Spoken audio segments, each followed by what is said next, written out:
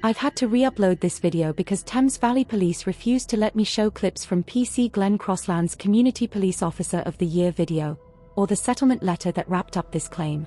And that's despite the fact that the Crossland video was paid for by taxpayers and is publicly linked in the description, or that Section 30 of the Copyright, Designs and Patents Act 1988 clearly allows the use of copyrighted material for criticism, review, or quotation. But honestly, what more can you expect from a group of sore losers? Anyway, here's the video once again. So if you keep filming it, I'll seize it. If you're going to make a complaint, I'll seize you out as evidence of the complaint.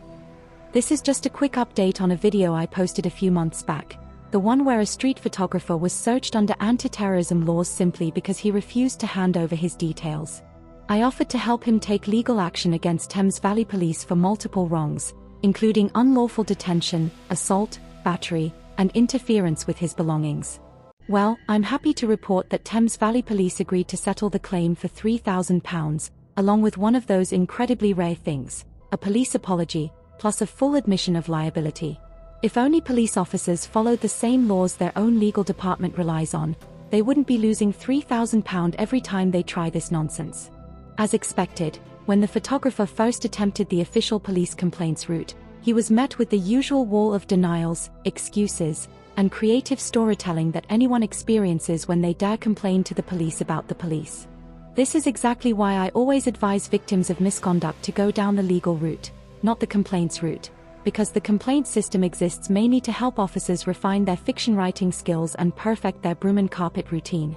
Hopefully this is a win for street photographers everywhere, because cases like this prove why it's important to stand your ground against unlawful demands from vindictive officers.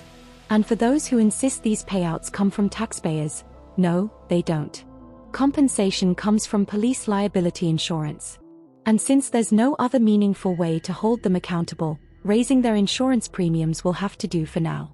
Sadly, the police's obsession with stop and search probably won't fade anytime soon.